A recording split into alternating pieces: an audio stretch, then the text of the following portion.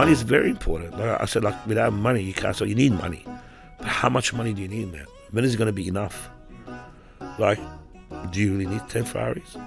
You know, look back 20 years ago, you would have been happy with one Ferrari.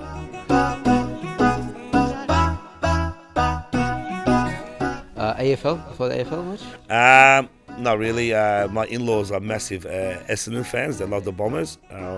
But I had a very good friend who worked for me while he was playing, Sean Griggs. He played for Richmond. So I ended up going for Richmond because of him. But I'm not. That's something else we have in common. All Richmond supporters. Jeez. Bit of a fake one. yeah. I just went along, you know. He took me a couple of times. I kicked a couple of balls. I go, all right, I'll go for Richmond, you know. Oh, I thought you'd be like a sport guy. I don't know. No, not really, mate. No, I love working out.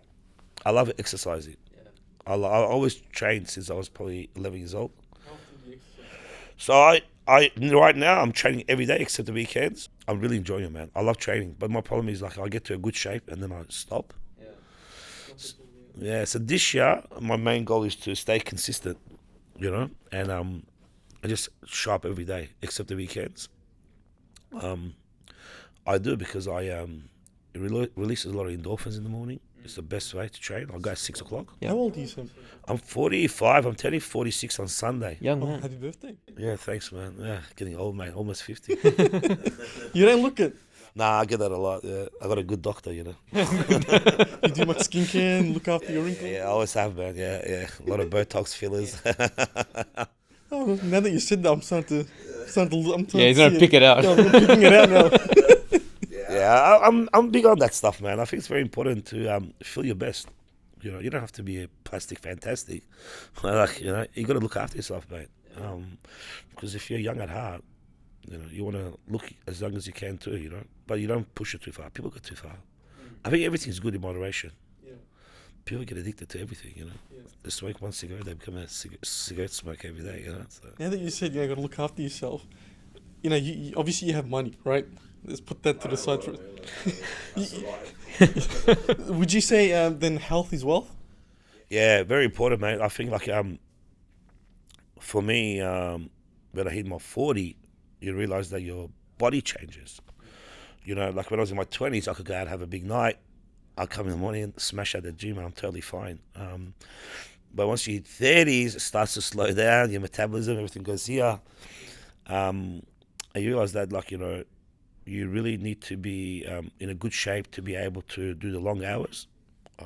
You need to be able to really look after yourself because you can have all the money in the world, you know, and if you get sick, there's not much you can do about it. So, you know, you don't have to be a superstar or a rock star or, you know, a full athlete, but you just gotta move. Yeah. And for me, it's like finding the right people to help you. So I've managed to find an amazing trainer, and he's teaching me things that I never knew before, like the different muscles and all that kind of stuff that you should train. And I'm really, really enjoying it, you know. And when I started with him, which was 4 weeks ago, I said, there's only one rule. Let's not become friends.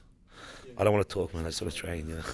Because you're not becoming friends and you have a lot of conversations that are working out. So you don't want that. You want to train, you know. Yeah. So. Do you have much friends? I used to have a lot of friends. I'll call them associates. But no, you know, as you get older, you don't have time for a lot of friends, and I think you also outgrow people. Doesn't mean they're not your friends and you don't love them, but I think you outgrow them. So I think you should, if you're lucky, if you can count your friends in one hand. So I have a family, obviously, like that keeps me quite busy. I've got a lot of work on at the moment, so that keeps me busy. So for me, it's about just having 2 or 3 people to catch up with sometimes, you know, play some cards, have a laugh, have a bit of banter, talk about life, pick on each other. That's very important. You got to be able to pick on each other, give each other shit. So yeah, look, I can carry them in one hand, and I think that's more than enough for me now, because you just don't have the time, you know. And you don't need a lot of friends. You just need a couple of solid friends, people that love you for you, not what you can bring to the table. People that just love you for you. You can talk about food, anything, and just have a laugh, you know.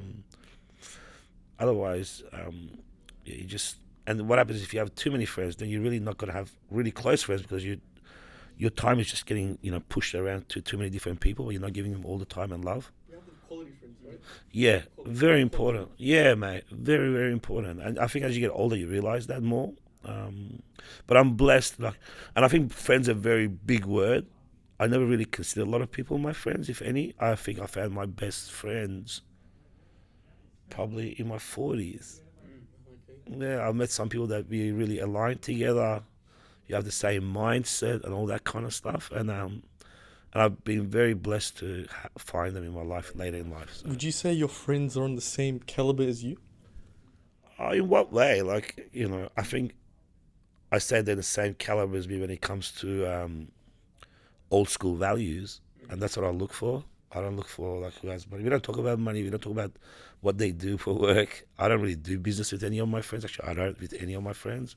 I try not to do that. I try and keep business and friendships totally separate.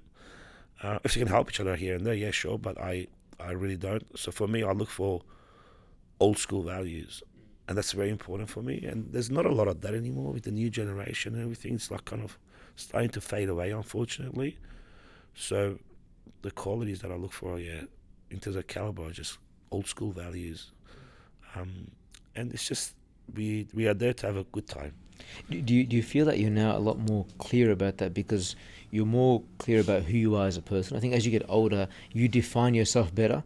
And you figure out what really matters to you, and then you want to surround yourself with people who have, as you said, similar values, similar ideologies and whatnot. Whereas when you're younger, you're a bit lost yourself, and you meet people who you think are the right people for you, but then you say, oh, when you get to know them better and you make the better judgments and better calls, you say, look, they're probably the best thing for me. Yeah, so I think, yeah, you're right, 100%. As you get older, you realize a lot of things. I think, there's different parts in business and different parts in your life that you go through, and as you go through those things, with business, your first $2 million, you think you're the king, oh wow, I'm making so much money, I'm so cool, I tell the whole world, and then you go, oh fuck it, there's all these different things that comes with challenges that comes with that, growth, HR, stuff, and then you get to a different level, then there's different challenges. I think with life, and it's the same thing. As you get older, you realize that you go in different phases, and what you thought was okay is not okay, and you learn to really invest in yourself. I think it's very important to have to look in the mirror and know who you are and accept all your faults. I always say this, no one's perfect. We all have our own faults. And say it's okay, I'm not perfect, I don't want to be perfect anyway. It's boring, everything's perfect. But you got to invest in yourself, and how do you make yourself better as a person? And I continuously do that. This year, I'm obviously Muslim, but I went to a Catholic school. I went to church. I was never big on religion at all. But that's my religion. So for me, this year, I'm after my birthday, which is after next week, I'm going to start praying again. I used to pray 5 times a day when I was a kid. From probably age of 12 to 15, I used to pray every day. My mom used to pray. I used to pray. I haven't done that for 30 years, and I really want to do that. And why do I want to do that? It's because I think faith is very important. It's very important to have faith in life. Otherwise, you get a bit lost. But also, people talk about meditation and all this kind of stuff. And I think for that, my prayer time will be my meditation time. I get to be close to God. I get to stop and just pray and stop thinking about things. And I just, switch off at that moment. Yeah, mate. So for me, it's about, what can I do to improve my life? And I'm always thinking about that. So, that's one thing I want to do in the new year. Let's say on my new birthday, when I turn 46 next week, I want to start praying. And I think it's going to make a big difference in my life for me, or slow me down, and makes me stop. And also, that gives you gratitude. I think we forget a lot how blessed and lucky we are. We're continuously seeking more. And you don't stop and realize, well, I'm pretty lucky, compared to where I was 5, 10, 15, 20 years ago. So I think it's very important to have gratitude in life. I sound old now. Not old, but wise. I don't know about why, so yeah. But yeah, I think it's very important. So I'm constantly thinking about those things in my life. Yeah. So you said, faith is very important. Yep. but you weren't praying. So how did Islam help you? You know, let's forget the praying part. So how did you implement Islam into your dealings, into your own personal growth? Yeah, I think I really, for me, it's about being honest, always. Honesty, you know, and just do the right thing with people, you know. I'm a massive believer of that. You know, you always got to be a good person. You always got to do the right thing. Does it cost you? Yes, it does. A lot of the times, you know, you get screwed over a lot by being like that. But it's okay. But at the end of the day, you always end up at the top because you do the right thing. And I'm a massive believer of karma. Karma is a massive thing. So for me, in terms of Islam, you know, for me, it's really important to just do the right thing, be a good human being, and help others, like people that are less fortunate than you. I think it's very important to always give back, and give back to the right people. It's very important. Not give back for your own selfish reasons, you know. Give back for the right people and help other people. And for me, like I said, you know, I went to a Catholic school. I was never like religious. For whatever reason, you know, it's something that I think maybe I'm doing it for my own selfish reasons again, to help me. I think they say, you know, when things are not going well, you go and pray to God. And I don't want to ever do that. You know, I'm doing really well in life. Everything's going perfect. So for me, I want to take that opportunity to slow down and just get back in touch with my faith, you know.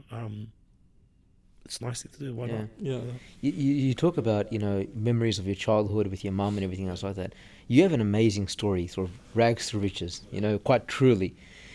Could you share with us a summary of that journey? Because it's really, really inspirational, where you've come from and what you've become. Thank you. Well, look, you know, I grew up in Iran. We came here when I was 10 years old. We came illegally, so we were in a refugee camp for a number of years. It was a detention center. It wasn't a refugee camp, but similar. And then we lived in a hostel after that, which is a place where migrants were put up to integrate into society. I went to school, grade 6, the last few months of grade 6. Couldn't speak English. Didn't have any family or friends here. We didn't know anyone here. So it's just me, my mum, and my sister. My dad came along, I think 7, 8 years ago. After we came. So it's pretty challenging, you know. I grew up very fast. I think I was the father of the house at the age of 10. I was the dad, you know. So I grew up very, very fast, and you know, I wanted to always look after my mum and my sister, you know, growing up. So it was really hard, especially not knowing the culture and not being able to speak English. I remember we went on a school camp and I was getting sick in the bus and I couldn't tell them to open the windows. Like, you know, trying to point at it, like, what do you want? So it's pretty terrible, you know. And you know, everyone, they put butter on their bread. I don't like butter on my bread, so I couldn't fucking eat. I just put the butter on the bread. So you know, little things like that, and then just growing up and just integrating into society. But what I found is that we live in the best country in the world. Like, there's so much opportunity, there's so much love, there's so much things that you can do. And I learned pretty quickly that, you know, you got to integrate into society. You don't forget where you're from and your culture and everything, because that's what makes you, and that's what gives you something that a lot of other people don't have. But you got to integrate society. Like, you know, you got to go out there and get involved and meet people, and you got to network, and just got to give it a go, you know. But it wasn't easy. It wasn't easy, you know. And then I went to uni. You know, being Iranian, your parents want you to become a doctor or engineer, otherwise you're a failure. Well, first of all, I didn't want to become a doctor or engineer because I don't have the attention span. And number two, maybe I wasn't smart enough to become an engineer or a doctor in terms of book smart. So I felt like it was a disappointment to my parents because I got into computing, you know. But I was never big on school. I was very good at school when I was younger in Iran. I used to get A's. I don't know if my mom and dad made a lot of donations and they gave me A or what the story was there. But when I came here, because it was really hard. Couldn't speak the language. It was really, really difficult. So I went to uni and I lived at home with my mum and dad. And I had a moment when I came home, sat in the driveway, and I felt completely lost. I didn't know what I was doing with my life. I don't know. I think I was 20, 21. I don't remember. I felt like a phony. I'm like, wow, what am I doing with my life? I'm just hanging around the cafeteria most of the time. Definitely not going to all my lectures or tutorials. This is not going to really work out for me, you know. I reversed the car. We used to live in a suburb called Rayville. It's near Knox City. So I went to Knox City. They used to have a Centrelink there. And they had these little computers where you can pick different fields and things for jobs. And internet was quite new then. It was basically dial-up internet. Internet was just coming to Australia. I think it was around the 2000s. I can't remember. So I applied for a job as a help desk officer in an internet company. They set up an interview. I think I had a double-breasted suit or something. I don't know where I got it from. It was a terrible suit. Fucking ugly, man. Ugly shoes, ugly suits. Terrible. I got a photo of something. I looked at it. What the fuck was I thinking? I think I even had a mullet back then. It was terrible, man.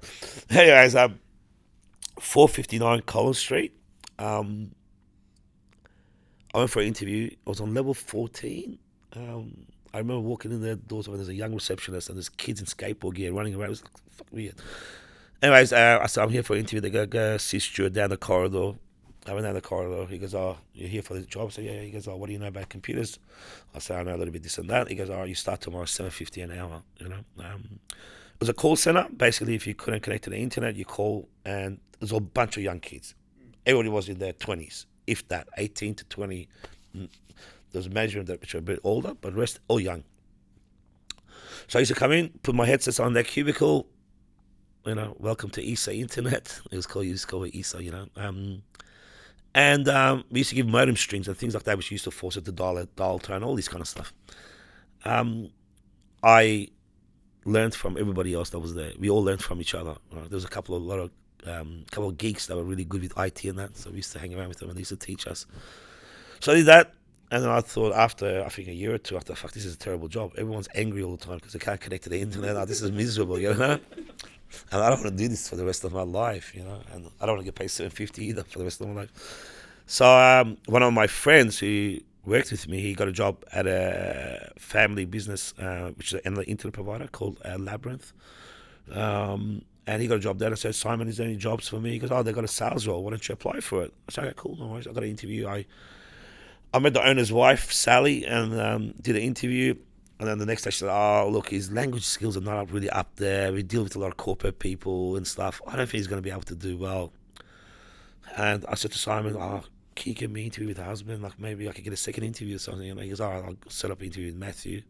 He interviewed, and Matthew was a hippie, like a full hippie, but he was a scientist, and he did something really, he's a mathematician and did something for NASA. Absolutely brilliant guy, man. He looked like a guy from Smith Street, just ripped pants and a jumper. Very simple man, but a very brilliant man. Very smart, very nice, very fair, kind man. And he said, no, I think you're pretty good, We'll give you a go. See how you go. Give you a couple of months. And so cool. So I started working in sales. And then dial-up internet changed to ADSL broadband back then. I did that for a while, and I absolutely loved it, man. I was the best. I connected with everybody. I used to make a sale, and after making the sale, I used to even go to the customer's house and connect the modem for them, which wasn't part of the job anyway, because I wanted to connect with the customers, meet people. I just wanted to network and meet as many people as possible, And then throughout that process, there was a lot of acquisitions. So that company, Labyrinth, got bought by a company called EFTA, which is a public company in Perth. There's all these acquisitions happening all the time, and a lot of people are losing their jobs. People that are saying keep on east, like all the crowds, like in their 30s, 40s, they're losing their job, and I thought, I don't want to be this, man. I don't want to fucking one day get a tap on my shoulder and say, you've been made redundant. I don't want this, and I'm really good at sales. I actually love what I do. I was the best, I was really good. So what have I got to lose, I do this for myself. So I used to live in Reservoir, one day I was going down there to get a red wrist and I'm like, Broadband Solutions, fuck, that's a good name, I went to Google it, the domain was available, registered it, and I had a couple of my friends from uni that were starting their own IT business in terms of support, IT support. So I said, boys, why don't we get an office together? We got Harvey's, in number 1 Queensway. So we got this office. It was like 20 square meters, like half the size of here, this room. There were 2 desks. One desk was mine, one desk was Ikram's, And I'm like, all right, we'll start a business, So back then there was bulletin boards where you could advertise your services for free. It's called Broadband Choice, and you put plans and all that. So I made up some plans. I put it up there, and and I advertised, not much happening for a few months, but I was still working where I was. I was doing it on the side, because I didn't want to just leave. I needed the money. So one day I was at the gym, I was working out, and I get a phone call from a guy saying, "Hey, I looked up your plans. I'm a consultant for all the BP truck stops, and they want to put all these cameras, IP cameras, to look at how the food is going, if the food's going off, whatever. I said, "How many sites? You got 40 sites or so?" I said, "Okay, cool. Yeah, no worries, man. I'll do a fucking thing for you." No, my first So I went. To. So after I had a wholesale and a retail division, so I worked in the retail, and the wholesale was next to me. There's a guy called Greg. I said, "Greg, man, I started my own thing. Come on, sell me some wholesale so I can resell it. You tell me to fuck off, And I said, "But I've got 40 sites." He goes, "You got 40 sites?" He goes, "Yeah." He goes, "All right, fuck." I said, "Man, look, if I get this, I'll quit. I'll do the right thing by the company I'm working for. They're still going to make money. They don't have to pay me a salary. I'm buying services from them anyway, so I'm actually doing sales for them without getting a salary. You look good. I start my business. Everybody wins. Let's do it, He's like, "Okay, come on, So I did the deal. I got the sites. I left work after doing that deal. It was fuck all money. It was like maybe $2,000-3,000 a month. So it wasn't a lot, but for me it was, It was enough to kind of cover my salary to a certain extent. And then I just kept doing deals, small deals here, there. And it was really difficult. Through the first 2 years or so, there's so many times I thought, what am I doing? I should just quit and get another job. This is too much. I was working like a dog. Like I was working 10, 12 hours, At night, I was up, tweaking my website, looking at Google AdWords, all that stuff, just tweaking it. Like I didn't have money to pay anyone. I had to do it all myself, so I learned everything myself. Learning how to use my hub, because I got to invoice people. I remember my first invoice was, "You don't have ABN, it's illegal. You don't have to be ABN on there." I'm like, "Yeah, I'll tell accounts to fix it." What accounts? It was all me, It's all me, man, So I'm like, I'm learning my hub, learning this, learning that. I was learning everything, just trying to survive. And then one day, I was playing golf. I was trying to play golf anyway, in Albert Park. Get a phone call from another consultant, because all the consultants used to go to this broadband choice thing. And it's crazy, like out of all the hotels, there's a hotel called Carlton Crest, which is called Pullman on the Park now. It was right across the place in Albert Park that I was playing golf that day. He goes, a guy called Adrian, he goes, "Listen, I do IT stuff for the Carlton Crest. They've got a conference coming up next week, and then the internet connection. To put the fiber in takes like a month or two. So we need something quick. Can you help?" "Yeah, no worries, man. I can help." I said to my mate Jason, I said, "I gotta go, man. I gotta go deal with this thing." So I stopped playing. I went to the office, and back then you could put satellite dishes, wireless dishes on the roofs. There's a company called Clever Communication. It's got access providers. And then I knew him. I did deals with them. So I bought it from them, sold it to them, put the dish up on the roof. They had a good internet connection. Back then it was like 10 meg. 10 meg was pretty big, 10 meg was like a gig now. And they were pretty impressed with it. They absolutely loved it. And then they finished the conference, and that was the end of it, A month later, I got a phone call from the Western in Sydney. There's a guy called Alex. And every person I mentioned this story ends up working for me, okay? So every person I mentioned, they all ended up working for me. So I called Alex. I said, "Man," he called me because I heard what you did. We got a conference. Can you do it? I said, "No problem." So I did it for him. And then at the end, I said, "Man, what are you disconnecting this for? Just keep it. I'll do your deal." I'll switch it off. You don't have to pay. Every time you have a conference, you turn it on and you pay me, He goes, "Nah, man, like we deal with a big company called NTT. They do our movie systems on that. They bundle the internet." "Nah." I said, "Give me their number. I want to call them." He goes, "This guy, okay, let's think, what's this guy want? Go away." He goes, "He just gave me a name." Because he's the guy's name, Nick Kutsis. He goes, "Just call him. He's the operations manager." Okay, cool. My nephew had leukemia at the age of 3, so I went to DFO in Essendon Airport to buy him a DVD player so I can watch while he's doing his treatment. I pulled the car in front of JB Hi-Fi there, and I thought, what have I got to lose? I just called this guy. I just told him to piss off. Look, that's the worst thing that can happen. He doesn't know who I am. Who cares? Who am I? I'm nobody anyway. Like, fuck, who cares? So I rang. I said, "Listen, can I speak to Nick?" They put me through. I go, "Look, I've spoken to Alex." I said, "Look, I've done deals with maybe 20 or 30 hotels. There's only 2, and I don't want to. And I really love to work with you in partnership. We don't want to. I don't want to go behind your back and do services because I hear you do the internet." He goes, "Oh, you know what? That's really good." He goes, "Oh, we're going through a tender process soon. Why don't you come up to Sydney and meet me? And then if everything's okay, then when the tender comes out, we'll make you part of the tender." Anyway, so I bought a ticket. I looked up every hotel, found the cheapest hotel I could stay, because I didn't have money. So went to Sydney, met this guy, really got along, lovely guy. So he goes, okay, when the tender comes out, we'll give you a shot. So I waited another 4 or 5 months. Tender came out. Man, I've never done a tender in my life. I look at this document, I'm fucking freaking out. It's a big document. What the fuck do I do with this? I have no idea. My language skills are not the best. I don't know how to fucking do this tender. Anyways, so I reached out to, not to Matthew, but his business partner. There was another Greg there, which I had two business partners, Rod and Greg and Matthew. And they sold the business, so they sold it to FTL. The share price went huge, and then it just went to shit. They lost everything. So I reached out to him. I said, listen, I really need help with this tender. Can you help me? He goes, yeah, no worries. It's going to cost you $1,500 a day. I'm like, fuck, I don't have $1,500 a day. I go, all right, man, I'll do it. So how long? He goes, 10 days roughly. I go, okay, cool. No worries, let's do it. I know I took out 3-4 credit cards. I took cash advance on the credit cards, and I paid him like right at the end, towards the end, so I don't have to pay too much interest. And he did the tender, submitted the tender, and then just waited to hear, Some time went past, got a call saying, look, so he had like we were turning over maybe, I don't know, $5,000 to $10,000 a month. Okay, if he won this tender, he would have made like close to $1 million a month. So life changing at that age, like, absolutely life changing, right?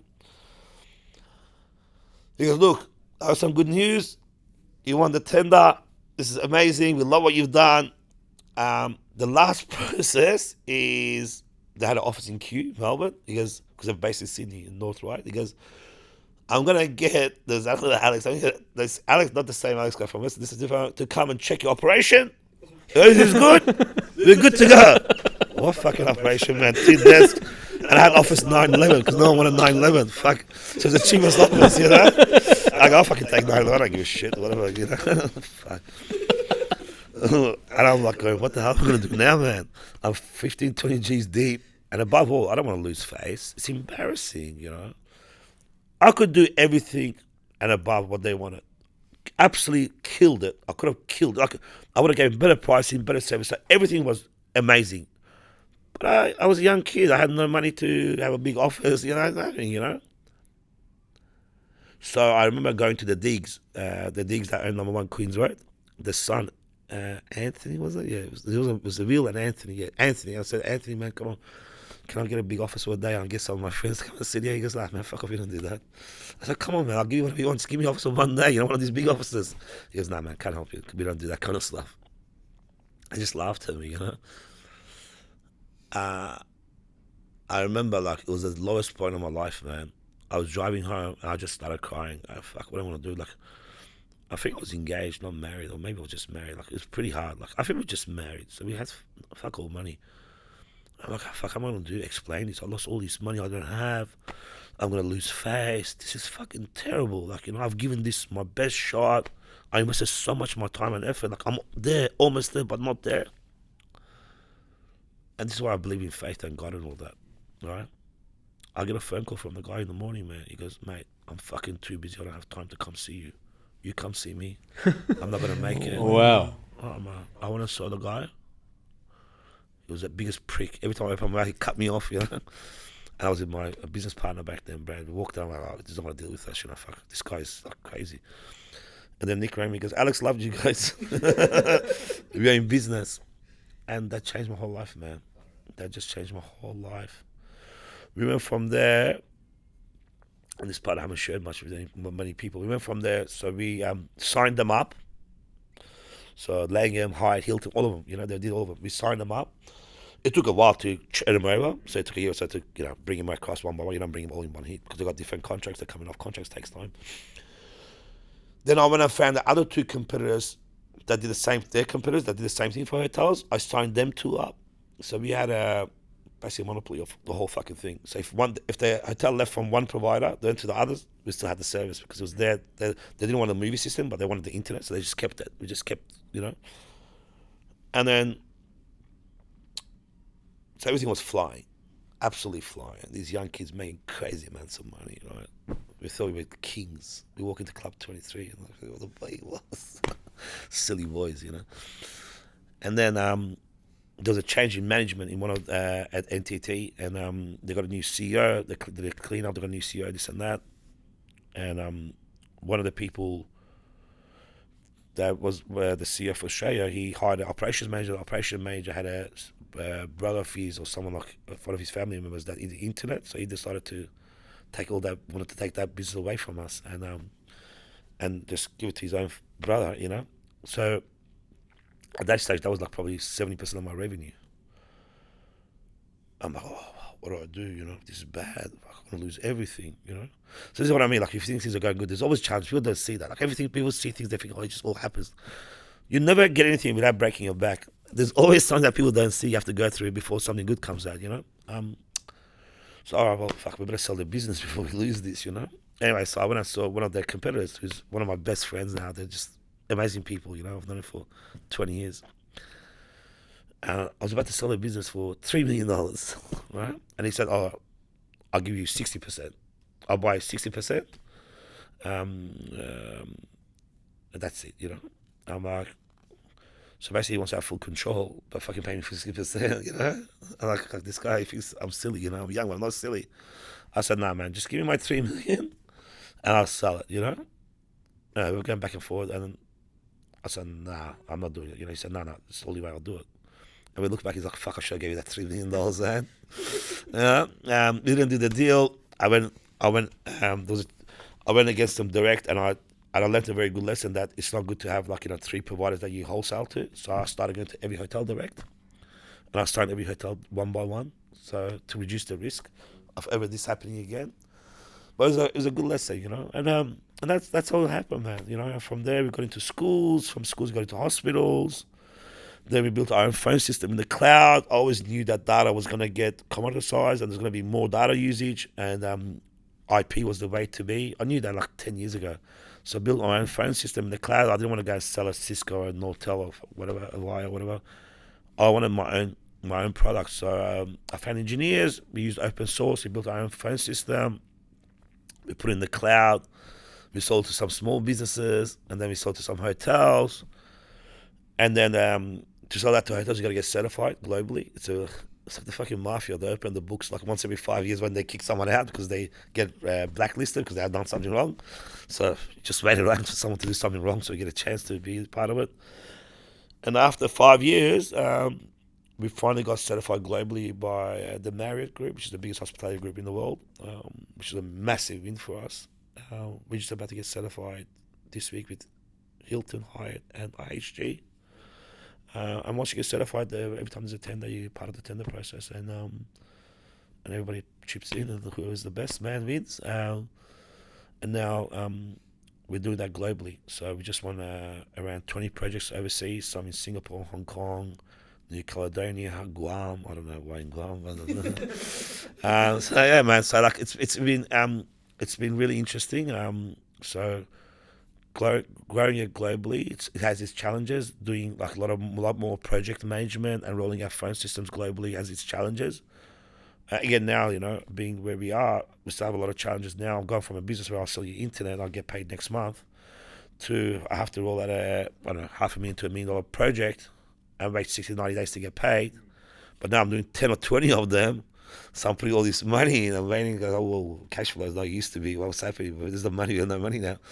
So it's got its challenges, you know. So we go into a different phase of business, but it's good because they pay. We do a good product, but it has the challenge of cash flow, which is, you know, interesting because I've never had that problem, you know. So again, there's always challenges, and you work through it. But it's good. Life is good. Work is good. Obviously, I'm doing the medicinal cannabis stuff. I've been doing that for 2 years now. We've got our own product coming out. I keep saying next week keeps getting delayed. Hopefully next week. So that's a passion project that I do. I found a lot of people have a lot of mental issues, PTSD, cancer, and like traditional medicine's not helping them. So we set up Anodyne Can, and with Anodyne Can we connect patients and doctors, and now we bring our own product. It's not a money-making exercise at all. We make no money from it. But we will in the future once it gets legalized and all that. But for right now, it's really listening to people's stories, the patients' stories. It's heartbreaking what people are going through, man. The pain or suffering. And this thing helps them. Like people take Xanax and all these bad things that they get addicted to. It's a natural thing that helps people with pain and stuff which is not, you know, really available. But it's legal through doctors. So we've been doing that for a year, 2 years now, and that's going really well. I'm working on another project which I can't talk about, which I'm really excited about, which we're going to launch in the next 6 months. Yeah, it's a new business. It's in technology and tipping and restaurants and that. It's going to be really cool.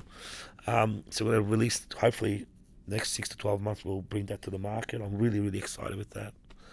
But that I've done with an ex-employee of mine, which I dearly love, and my best friend who works for me now as well. So it's like something that I want to have high five someone and cry with someone if things are not going well. I want to go on a journey with my friends. You know, I think now it's very important to do things with who you love. It's not, your money's great, but it's not just about money. Like, it's about having someone there to high five. For me, it was a very lonely journey with Broadband Solutions. I had a business partner, but he got very sick, so I never saw him for 6-7 years. So it's a very lonely journey for me. I didn't have investors. I didn't have a board. It was all me. I was everything. So I didn't have anyone to go to talk to. I didn't have anyone to get advice from. I had no seed funding. None of that shit. It's my fucking money, man. I had to put everything back in the business. And I had a lot of help in terms of from good people. You know, my wife helped me, my parents, emotionally. And they can't put a price on that, you know. But yeah, that's where we are today, you know. You know, you mentioned when you landed that big contract, you were like king of the world, right? Yeah. Do you still get those feelings, or is it died down? Nah, not really, man. Yeah, that's what I Same thought. old. That's what I thought. I get happy. Like, it's like my first Ferrari, man. I remember I went to LA. I went to a conference called High Tech's Hospitality Conference. And I went to rent a Range Rover, you know. And it was a mate of mine. And there was a 458 Spider. Never been in a Ferrari in my life, right? I'm looking at that. Fuck, this is so cool, you know. I was like, man, rent it. I said, man, it's $2,500 a day. What the fuck? He goes, man, we got dinner to spend that kind of money. Just rent the thing, man. Like, who cares? I felt really guilty, you know. And I rented it. I didn't go to the conference for the next 2 days. I just drove around Malibu and everywhere, you know. I'm like, fuck, this is so cool. I fell in love with this. I love cars since a young age, you know. I used to jump on my dad's lap in Iran. I used to start the car and put it into first gear for him every morning without fail. I just love cars. So when I came back, I had a Maserati Grand Cabrio. I bought my first Ferrari. And that feeling, man, oh, it was so good. You don't get that feeling anymore. Like, you know, you're like it's nice, but no. So same thing with the deals. Like, it's nice. What I really like to do now, where it really makes me happy, is where I see we're making a difference to someone. So with the anodyne can stuff, I really get excited with our product coming out, because I know it's one of the best products that's going to come out. It's going to really help people. I get excited about that. But in terms of money and stuff, not really. Maybe I should. Maybe then I'll work hard and make more. But I don't want to, man. Like, honestly, like, people always say, oh, don't lose your drive, never stop. But there's a cost to everything. Okay, there's always someone better looking than you, someone tougher than you, someone richer than you. You're just going from room to room. So when are you going to be content? You're going to be happy at some stage. Otherwise, you're just chasing it all the time, man. You know, for me, like, I realized that, you know, growing up, money was quite important because we never felt good enough. We're just kids, man, from Iran. We couldn't speak English. We lived in the commission houses. No one looked at us twice. Like, we were the shit. We couldn't get into any nightclubs. We couldn't get nowhere. We had nothing. We had the worst shoes, the worst jeans. We were terrible, man. So we never felt good enough. So we push to do well, to be accepted and feel good enough, you know. And then as you get older, you go, whose acceptance am I seeking? The wrong people. These are shit people. People that love me don't care what I wear, what I have, you know. They love me for me. So that push you at the start, your ego to, you know, push and do well. But as you get older, you realize that those things are not important, man. Like, yes, look, I'm not right. You have to be comfortable in life. Like, you don't want to have nothing. Like, you got to be comfortable. You want to do nice things. I do sound really old now. What the fuck's going on, man? But I think it's very important to leave a legacy for your family, for your friends, to give back and to help people. And yes, you got to still have a commercial sense. You can't make money with not charity. But yeah, I'll get off on that stuff, you know. All little things like my kids seeing them ride a bike for the first time. Yeah. It's pretty cool, man. There's the people that aren't rich, right? They always say, you know, the rich say money's not important, blah, blah, blah. Yeah. That's because you have money. You You have say money, blah yeah. blah blah. So what would you say to that? Like It's now that bullshit. you're saying that, right? People will be like, "Oh, he's fucking saying that Yeah. because he has a Ferrari. He Easy has to this, say. he has that. Yeah, It's easy no, to say." no. Like I said, money, you have to have money. Like, but it's not important to, okay, I can't buy a yacht. I can fucking rent a yacht. What's the difference? I can't buy a plane. I can rent a plane. So really, does it fucking matter? You know what I mean? Money is very important. Like I said, like without money, you can't. So you need money. But how much money do you need, man? When is it going to be enough? Like, do you really need 10 Ferraris? Look back 20 years ago, you would have been happy with one fucking Ferrari. So you can get consumed in it. And I think a lot of people get consumed and all they're doing is just stacking more. But then they don't get time to enjoy it. The Ferrari and the car sit there, they don't even drive it. The yacht sits there, they don't drive because they're busy working all the time, you know what I mean? So you got to get the balance right. And yes, it is important. Like, a lot of people get divorced over financial matters. It's so true, A lot of people struggle because they can't afford things. But I think it's important to be comfortable, Be comfortable, go on a nice holiday, do nice things. But I don't know. And everyone's different, I got a friend who's very wealthy, And I'm like, bro, you're 32 years old. You already got $150, $200 million in your bank account. Come on, man, take it easy. And the guy still works 20 hours a day. I'm like, man, what are you doing? Just calm down, man, He goes, no, I want to be a billionaire. I'm like, well, what do you want to be a billionaire? He goes, no, I want to be a billionaire. I'm like, you know what? There's nothing wrong with that. That's what he likes. That's what makes him happy to be a billionaire. For me, no, I don't care. I'm happy where I am. I want to sit down. I want to be able to do this. Come here, have a chat. I want to go see my kids. I want to hang out with my mates. I want to go away with my mates. I want to do things. I don't want to just sit in the office all day and just do deals. I don't know. Yeah. Now, your mate wants to be a billionaire, but what can't you buy with $200 million that you can with $1 billion? That's what I mean, man. It's almost like you've A kept fleet it, of jets. Yeah, that's what I mean, that's what I mean, man. yeah. It's just like I think you got to be content in life, man. Otherwise, you just keep hunting and looking, and you know what happens?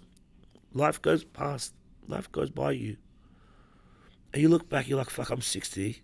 I have all this money in my bank account. I met girls that just want to take my money. They don't even fucking like me. That's not those guys. You see them, they're sad, man. You see these people, they don't have family, a lot of them. They're just with beautiful girls that they will not talk to them if they don't have a dollar to their name, right? So how sad is that, right? And what have I done with my life? And that moment, it's like, people come up with their thing on the deathbeds. It's too late, man. Oh my gosh, should have done this. I'm sorry. Man, I should have said sorry 20 years ago. Saying sorry now before you die, what's that going to do? And you don't want to regret that. You don't want to say, wow, I should have. Life is for enjoyment. I'm a massive believer that don't ever steal from anyone, don't cheat anyone, don't rob, don't be a bad person. But have the best time in your life, man. I want to drive a Ferrari when I'm 35, man. Not when I'm 70. My back hurts, I can't get into it. What the fuck am I going to do with it? But you know what I mean? You got to enjoy life to the fullest with everything, but just be a good human being. Sam, earlier you mentioned about balance, right? You get a lot of people these days that really preach this whole work-life balance. Yeah. I'm not a huge believer in that. Yeah. You don't seem to be either. Yeah. What do you have to say to that sort of mindset of, I always need work-life balance? Man, I think like sometimes some people are trying to be too regimented and too much discipline. I got to do this, I got to do this. I just do what I want when I want. I just have a good time, and I think I've deserved the right to do that. You got to earn the right to be able to do, and I think wealth is not money. Wealth is being able to do what you want when you want, and you have to work towards that. And I think for me, it's important to always stay in touch and always be there, but there's other priorities in life. And for me, as I'm getting older, I'm realizing that family is very important. I want to see my kids grow up. I don't want to miss, I can't go back to when they're 2 again. True. Do you feel that you have to go through a period of imbalance to then find that balance? Because for a large part of your life, like for many of us, we go through a massive imbalance where family and everything else becomes second, third, fourth priority, and business is number one. Yeah. But then if you have the ability to push through all that, you come out the other end and you say, look, right, now I'll rebalance. Yeah, 100%, man. Yeah. I went through a stage where I thought I was a rock star. You're a young kid, nothing. And, your priorities are totally wrong. But you have to go through that. Like, people are too judgmental. Like, people look at Justin Bieber, like, for example. It's not a good example because there's not anymore around there. But back then, he's such a bad... Man, imagine if you're 19 years old and you were a rock star. What would you do? come on, mate, please. Like, oh, he's naughty, he's doing bad ass, he's doing, man, the guy's a millionaire, he's famous, everybody wants to sleep. Like, people are so quick to judge. It's such a bad trait. I hate judgment. You got to always put yourself in their shoes. What would I do if I was him or her, or, you know? And there's always, everyone has a story, and you become who you are because of your childhood or your story. But people don't want to hear people's stories. They just want to judge you based on how you dress, how you speak, what you have, what you don't have. One of the first questions people ask you, what do you do for work? Hello, how are you? What do you do for work? What's the matter? What I do for work, man? Just hang out, have a drink. And as soon as you tell them, oh, they treat you differently, you know? Whoa, suddenly you want to talk to me? Like, it's such a bad trait, you know? And I think it's something that I'm really conscious of and I hate. I should say hate. Hate's a very big word. I dislike. And I think it's very important just to be yourself and just live your life the way you want to live it. Because people will judge you no matter what. Based on how you speak, based on your dress. As soon as you walk in, they look you up and down, they judge you. Oh, well, you don't even know me. I don't know, you know? Oh, I'm sure I do. 100%, man. Oh, 100%, of course. But I don't give a fuck. I really don't care. And I think that's a very important skill set to pick up in life. When I was young, I cared. I was a people pleaser. Make sure everyone's happy. I was like, no, I don't, mate. You know why? Because obviously they're not that close to me, number one. They're not my family. And number two, they don't pay my bills. So the opinion doesn't fucking matter to me. And they don't know my life. And I think they're just noise. Because you get consumed by it. You get very consumed by it very quickly, and you don't want to lose your focus on what you're focusing on. Yeah. But yeah, 100%. I think everyone gets judged. You know? You know, these days, especially on social media and whatnot, there's this big movement towards, you know, propagating or almost celebrating entrepreneurship. Yeah. Everyone should be an entrepreneur. No one should don't work for the man. Quit your job. Quit the 9 to 5. Quit the Make grind. someone else rich. Exactly. All that type of stuff. Obviously, you've seen both lives. Yeah. You've worked for the man, and then you've become the man. Yeah. What do you have to say to all those young people out there that look at Sam Bashiry and say, look, you know what, I want to be him? And obviously, after today's episode, they'll understand the story and the grind that it takes to get there. But do you really feel that entrepreneurship is for everybody? No, it's not, man. It's not. I'm still grinding, number one. I'm still grinding. I'm still fucking working. But we always have a joke. My mates go, oh, look, they've seen, let me go. I want to be that guy, but they don't know what the fuck you're doing behind the background, breaking your back, you know? It's something, I want to be him. Oh, my God, look at that. It's like, dude, you don't want to be me. I'm breaking my back in the back, you know? Fuck, it doesn't work like that. But 100 is such a good question, mate. So I'll give you an example. Chris, my mate who works for me now, he's a phenomenal guy, man. He'll sell ice to Eskimos. Traveled 260 days before COVID every year. Just travels all the time. One backpack, travels the world, sees all the hotels around the world. You know, we became. So he was the guy that became the CEO that wanted to and hired the other guy that wanted to take the business away. So we became enemies at the start, and then we went head to head, and I won a deal. And he came to Park High. I was in Park High in Sydney having lunch, and he came and tapped me on the shoulder and said, "Can I talk to you for a minute?" You know, I said, "Yeah, what's up?" He goes, "Look, the best man won. I'm sorry, I made a mistake with that guy. He was wrong, and he won my respect right there and then." I said, "No problem, mate. I appreciate you approaching me and saying that." And we became good friends, you know. And through that process, he left that job, that role and stuff after years. So he started his own business, you know. So this guy is a brilliant guy. Like, brilliant. I've never come across anyone like him when it comes to sales.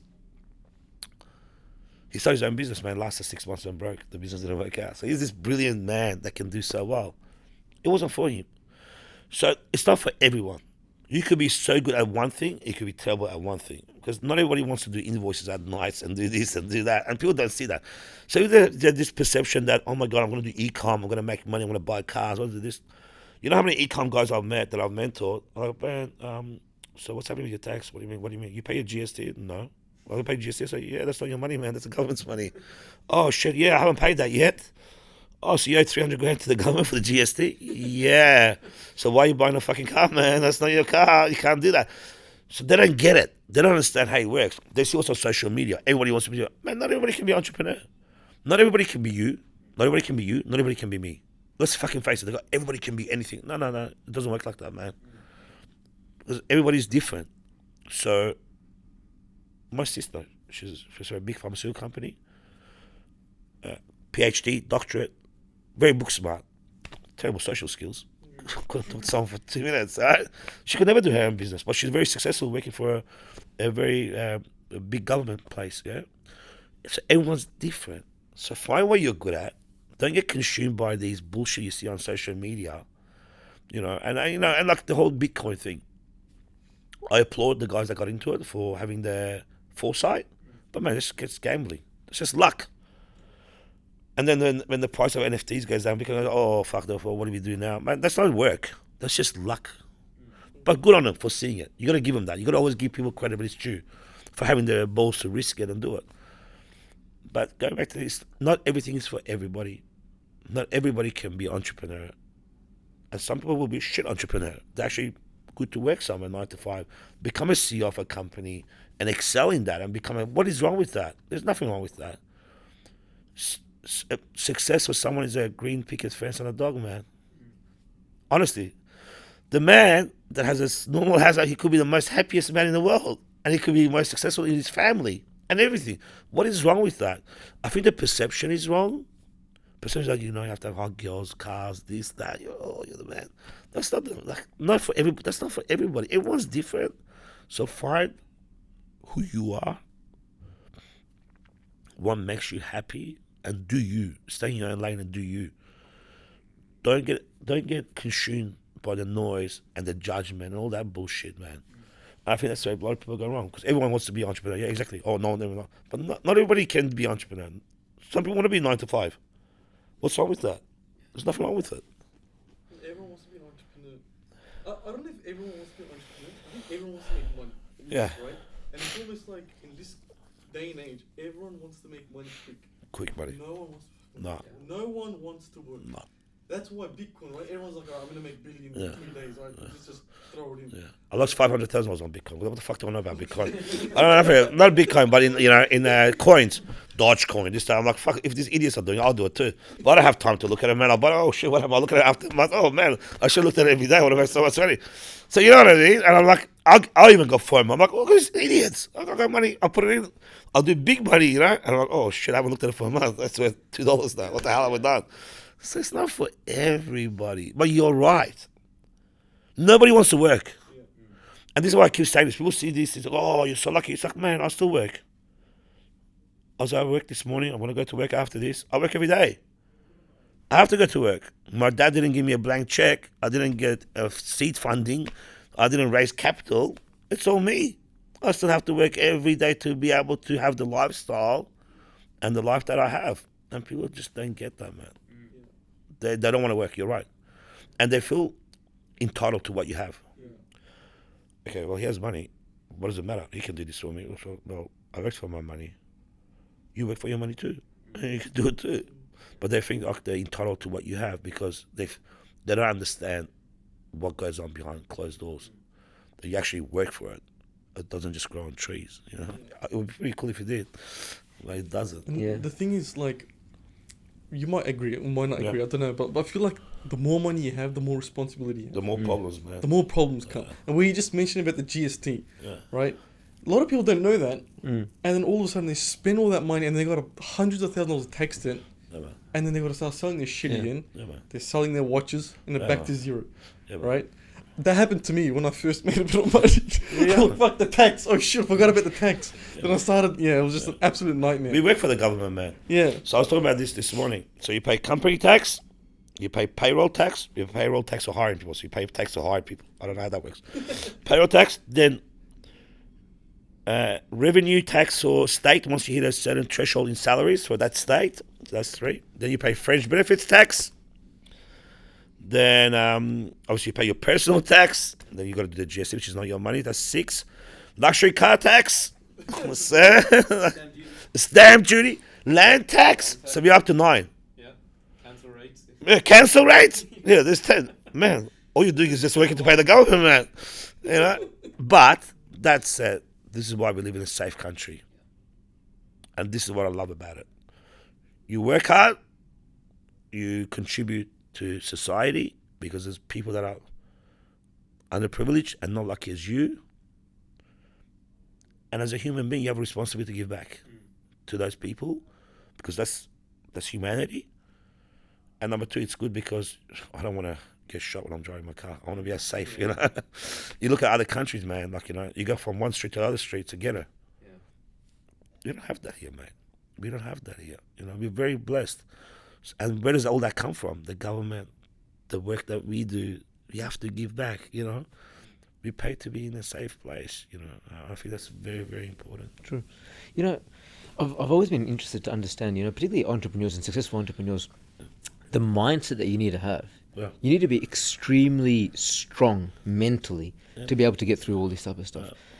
How do you manage that, the mental load of all this? Because you've got, most reasonable men don't use their family as that sort of depository to say, you know what, I've got all this shit in my head right now, I'm just going to dump it on the wife and let her deal with all that. You bottle it all up. As a man, you generally just keep it all to yourself. Never type anything, yeah. So how do you process all that type of stuff? Because you're going through the ups and downs, the wins and losses. It's more down than up most times. It's a very good question, man. And I think it's a very good question to address. So, and I see this, I try and mentor young kids.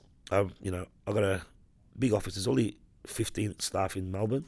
We've got 800 square meter office. That's quite big for 15 staff. So you got all this empty area, you know. So I bring young kids and I say, man, don't rent an office. I'll use it for free. I go, so it's going to be off there on Mondays. And I talk to them and I help them and stuff.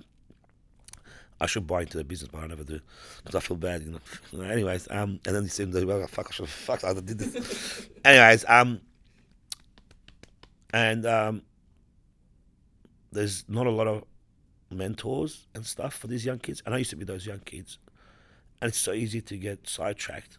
You know, it's so easy for people to take drugs, to do things that they're not bad kids. They're just kids, man. They're just kids that have made money and they don't know what to do, and everybody treats them like they're the king, and you know they get caught up in the wrong scenes, and that's why it's important to have the mental capacity. One thing that I did a lot was train, and that helped me to release the endorphins and helped me to, you know, stay focused. One thing that I did during COVID was that I used to do the tan walk every morning. So I used to have my meetings. I used to meet them at the shrine of remembrance, the next person.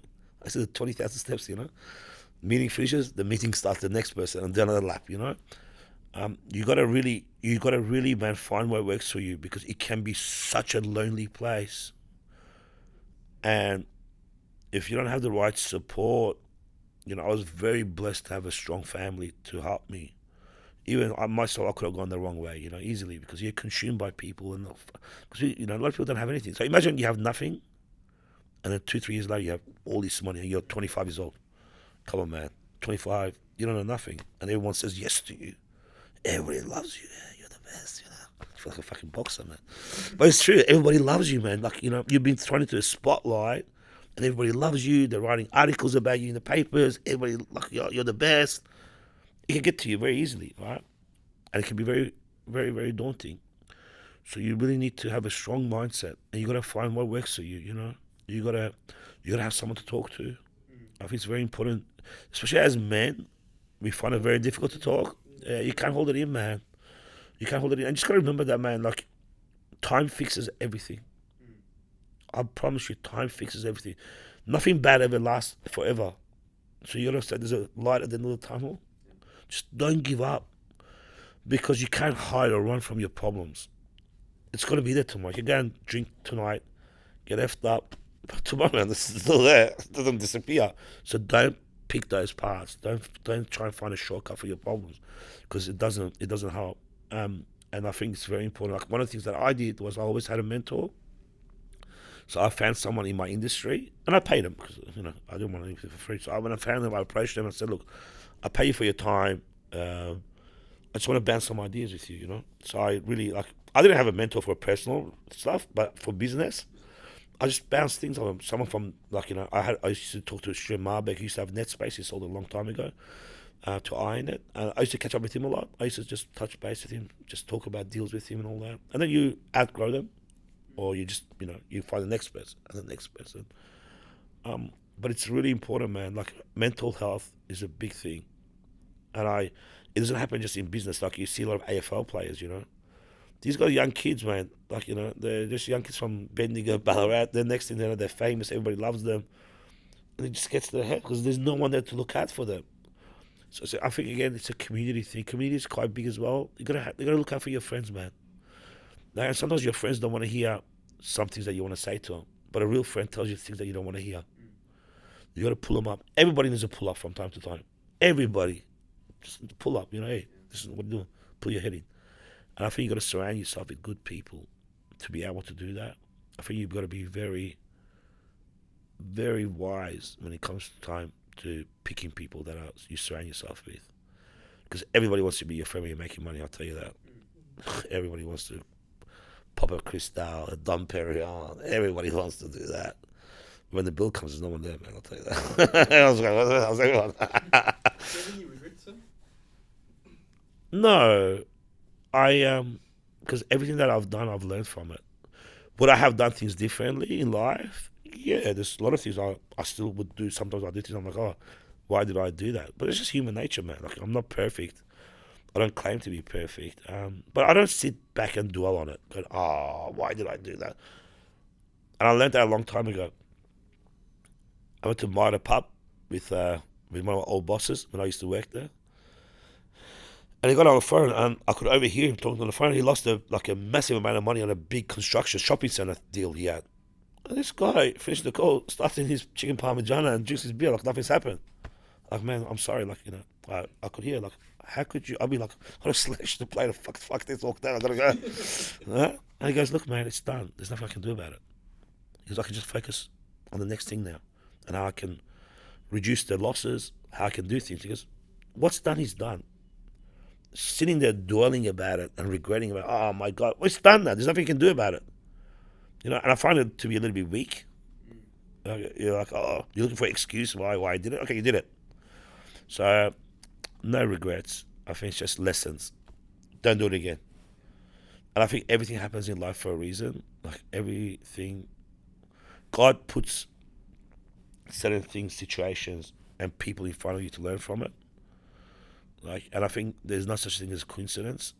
I believe in destiny and faith. I think everybody you cross paths with, there's a reason why. Good or bad, but there's a reason. A lesson or not, there's a reason why you cross paths with people in life.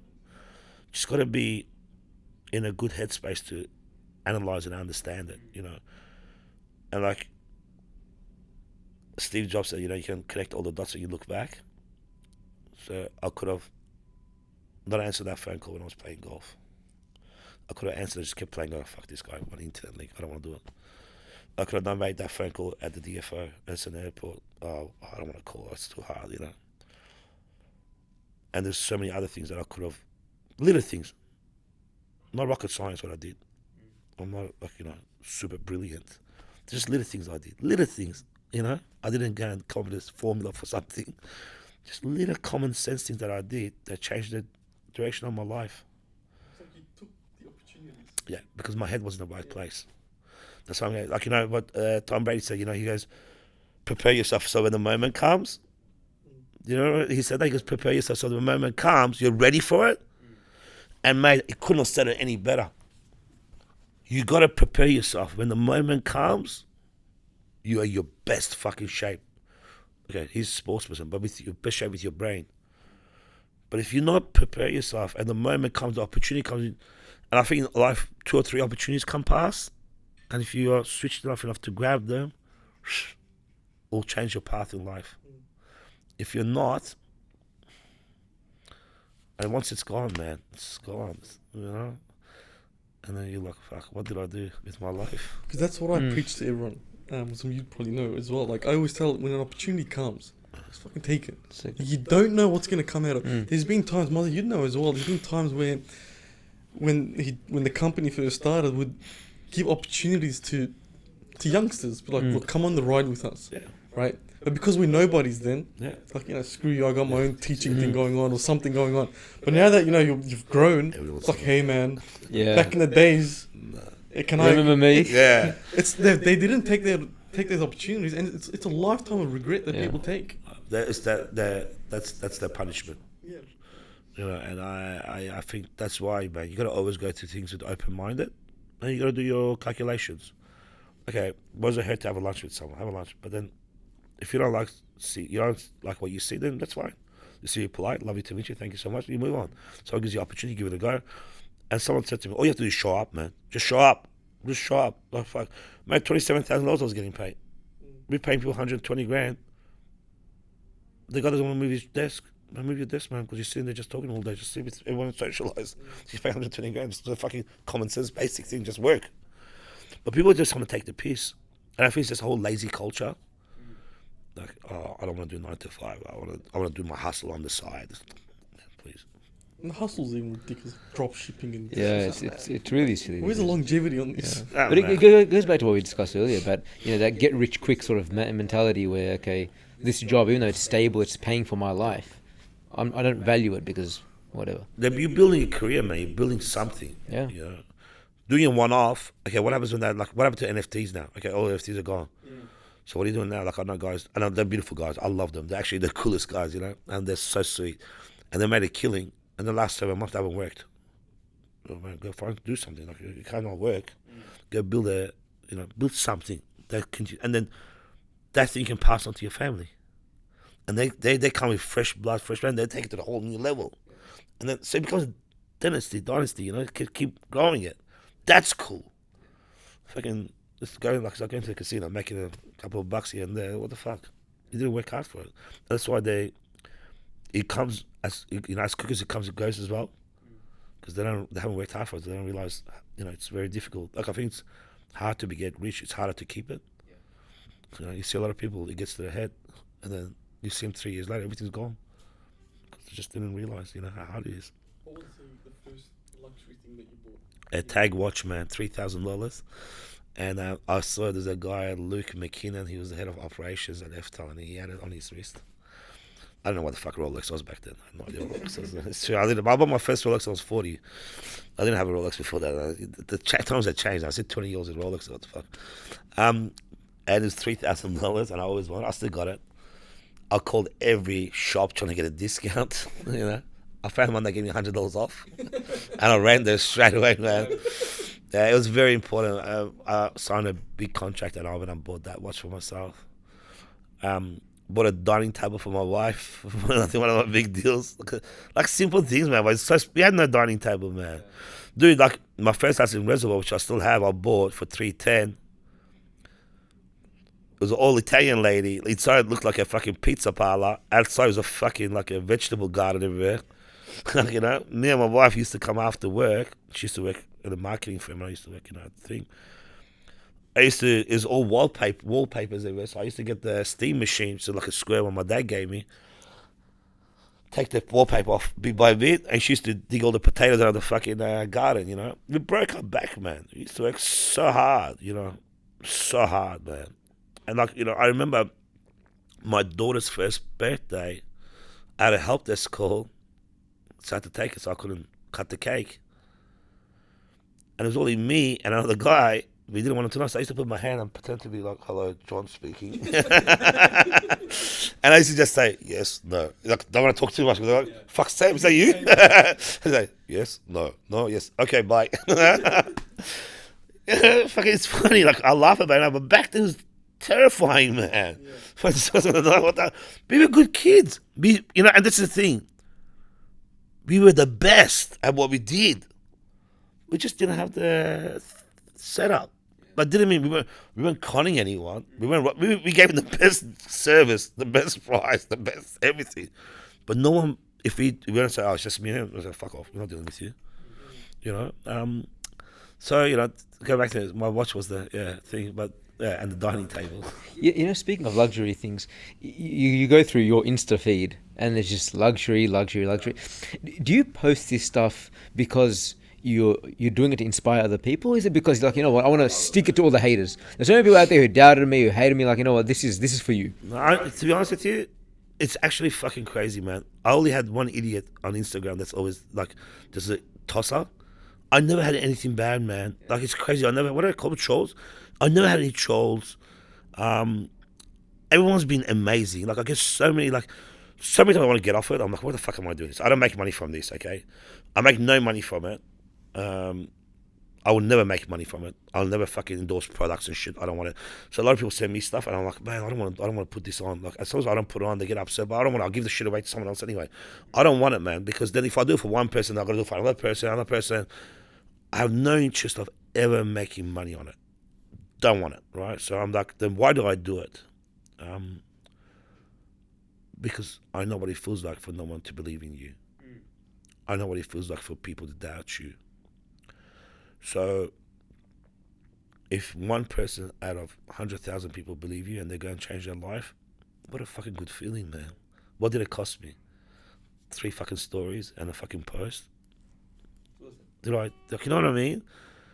And going back to things like cars, I always loved cars, man. It's fucking, like, I'll tell you something about cars, okay? This is what people don't understand.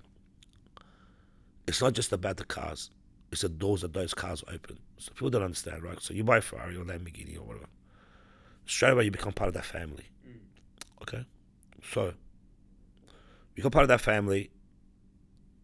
70th anniversary of Ferrari, I got invited. You get an invite by the CEO. I went to Italy and we did a drive from Milan to Lake Como. It was a 7-day event. They provided all the cars. I met people that I would have never met in normal life for me. How did I meet these people? Through that car. Yeah, so a passion for a thing brought us all together. Most are self-made. Incredible people. I was probably the second youngest or the youngest back then amongst all of them. You know, you got a lot of guys doing well now because of Bitcoin and shit, but back then, man, like, it wasn't like that, yeah? And I really looked up to them, man. They're just amazing people. And guess what? I ended up doing so much business with most of them. So this is what people get. Like, it's not just the car, man. Like, you probably earn 10 times what you pay for the car through your connections and networks you make. And that without that car, you wouldn't be in that network. So people don't see it like that. So for me, like, I'm really passionate. I love it. That's why I put up stuff about cars and stuff. And second of all, inspires people, man. Like, why can't you? Like, you know, you all have. I had a poster of Mike Tyson with that Lamborghini on my wall all the time. And you know, you have to have dreams and stuff as a young man. And, you know, and it's nice to inspire people, you know. I think it's very, very important to give back, and it doesn't cost you anything. It actually costs you certain things, like you can never really go out and drink or do anything because there could be people that are seeing that don't know you, I know them. Like, oh fuck, I can't do nothing. You know, they come say hello. It's like, bro, I had a few drinks, please. Let me just have a few drinks tonight. Leave me alone. So it's not, you don't really gain from it. It's nice to give back, you know. You do it because you want to give back, inspire people. 100%. Sam, the way we end the podcast is I ask 10 rapid fire questions. Okay. We'll call it 10 out of interest questions. You could answer them as slow, as fast as you want. It's totally up to you. But if you're ready, I'm going to start. All right. The first question is, one historical figure you'd love to have dinner with. Historical? I don't have historical. I love Al Pacino. I don't know, man. I love that guy. Like, he's the only guy that if I see famous people, I never say hello. I'll fucking say hello to him. I'll be like, hey. I'll find him. I think he's just the genre of it's from the movies he's made.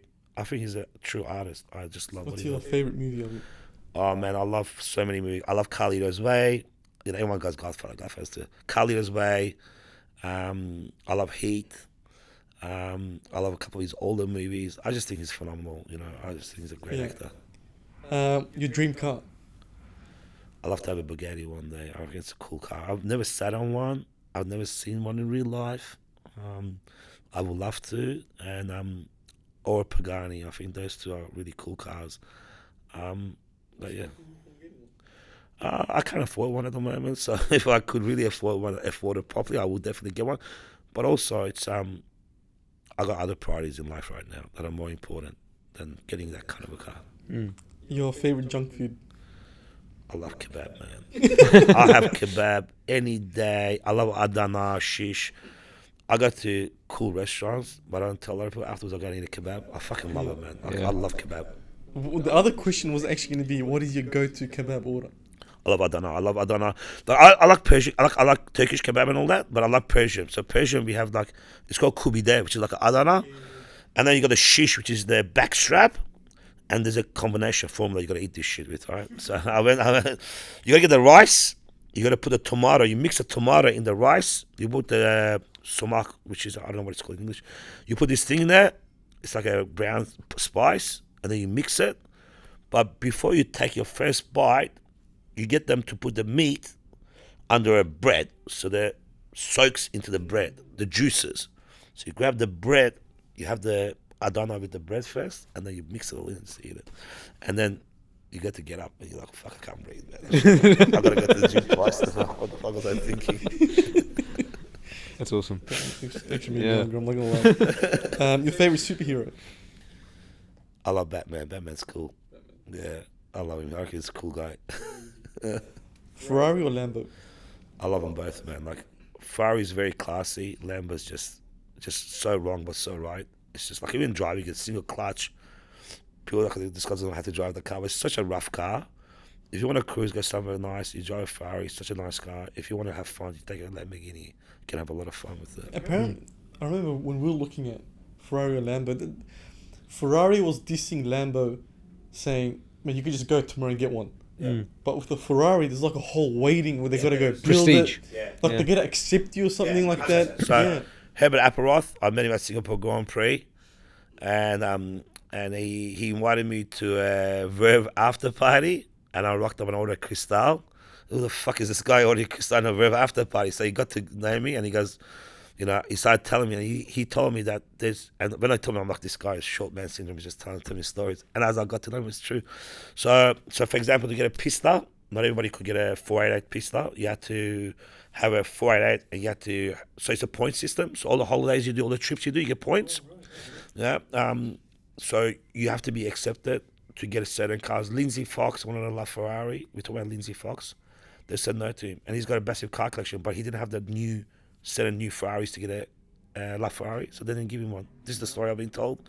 He called them in for a meeting, and they said, we don't care. So, and they do that because they want the loyalty of the clientele. Whereas with Lamborghini, you can go and buy, and with Lamborghini too, they change it to, so to get the Ultimate, you have to have a certain car, but it's much easier.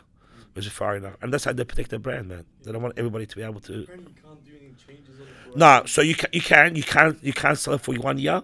So the first year, if you get a special car, you can't sell it. If you want to sell it for whatever reason, you have to give it back to the dealership. They're the first ones, because they don't want you to buy it and make money on it. Because a lot of people want that car and they can't get it. So they want to. You have to be enthusiast, not to buy it to make money. Oh, look at it like this. They screw you with 6 cars and they give you one back to make up your money for the 6 that you got screwed. Porsche does that too. 'Cause Yeah. we tried to get the GT. GT3 RS. Yeah. Impossible. Nah, man, I put my deposit 2 years ago. I still haven't heard from him. Every time I call, they go, oh, there's a chance. I don't think there's a chance, but anyway. It's crazy what they're doing Yeah. now. Tea or coffee?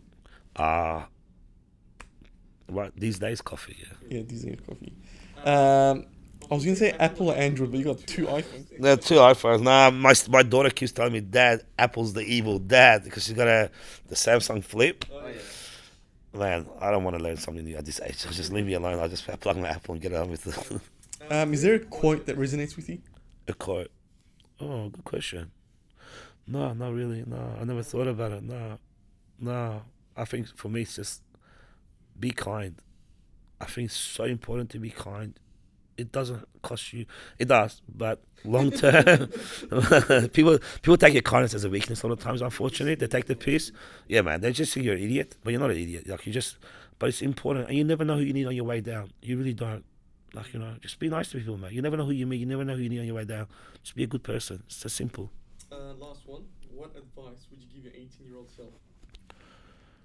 Number 1, be yourself. Number 2, just like time. If you're 18, you're so far ahead than someone that's 25 or 30 already. So just work out what you want to do. The sooner you work it out. I didn't work it out until I was 24, 25. I know it's hard, but find something that you love. Find something that you're passionate about. Like, don't worry about what your parents tell you, what others tell you. Like, you can be the best in anything. You could be an artist. You could be a programmer. You could be a sales. Anything. Find what you love and pursue it and give it 150%. And don't be scared of failure. Because I can guarantee you, once you start, you'll never fail, man. Because you won't allow yourself to fail. And if you fail, it's actually not a failure, it's a lesson.